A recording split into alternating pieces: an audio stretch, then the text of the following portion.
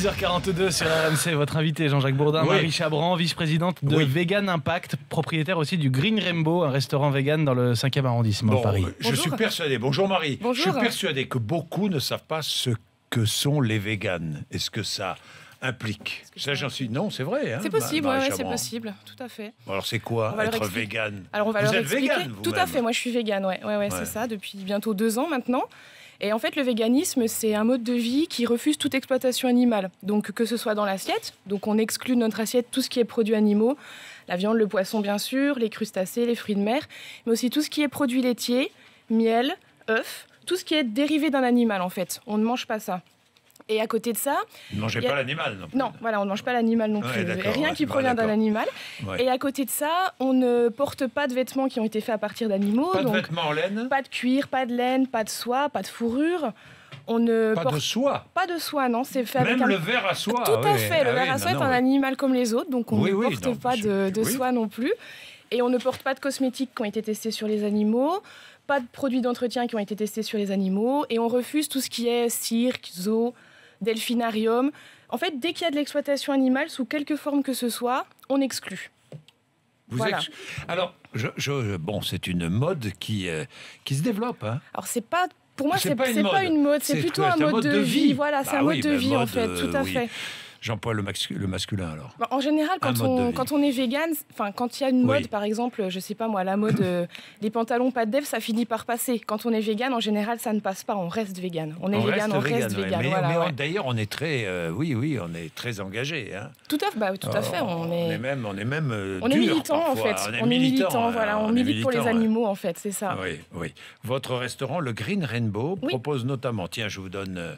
à ceux qui auraient envie d'y aller, une mousse au chocolat au jus de pois chiches et qui remplace les blancs en neige. Ouais, absolument. Des tomates farcies au tofu et des frites de polenta. Entre autres, bien sûr. Je vous invite à venir découvrir le reste de la carte. Entre autres. Mais moi, j'aime bien manger des légumes et des fruits, mais j'aime bien aussi de temps en temps.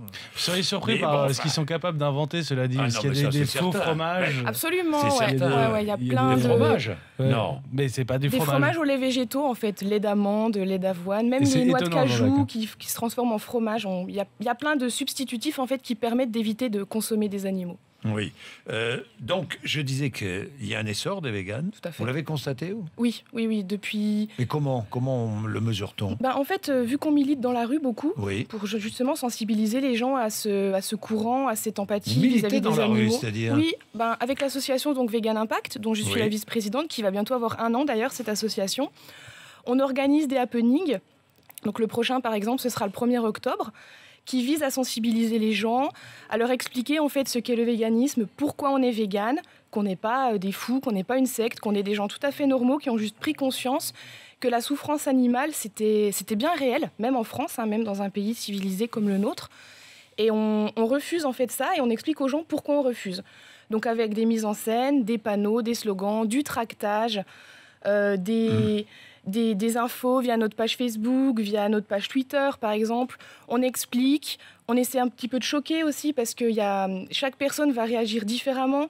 Donc il y a des gens qui vont être sensibles à l'explication, il y a des gens qui vont être sensibles aux images chocs, aux vidéos chocs, par exemple, comme le montrait souvent L214 en ce moment en plus. Oui. Et donc on va prendre essaie... Valérie, justement, qui est secrétaire médicale, qui dit qu'elle mange moins de viande qu'avant, qui est en Seine-et-Marne. Hein. Et il est plus difficile d'être végane à la campagne qu'en ville.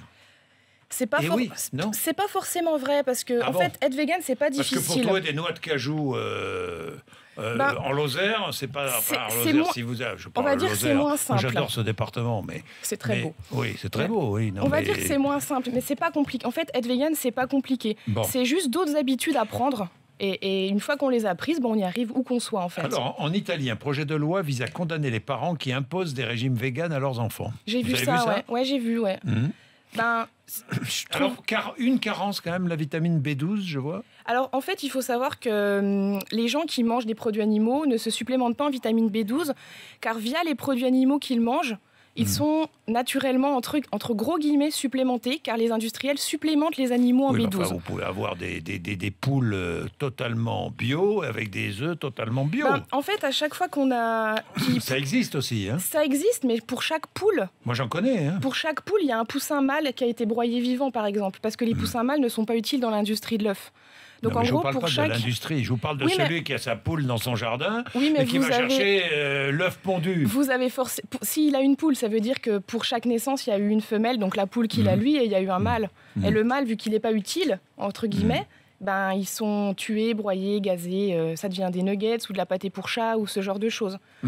Donc gros, vous n'auriez pas de poules, vous, dans votre potager, non? Dans votre jardin? Mes parents ont des poules, mais après, ce sont des sauvetages, donc c'est encore autre chose. Mais Vos parents ont des poules? Je mange pas leurs œufs, par exemple. Pourquoi? Parce qu'ils sont naturels, leurs œufs, quand même. Ils sont naturels, mais... Il n'y a pas de produits chimiques ou autres. Non, mais ça me gêne, en fait, de prendre quelque chose qui est à l'animal à la base.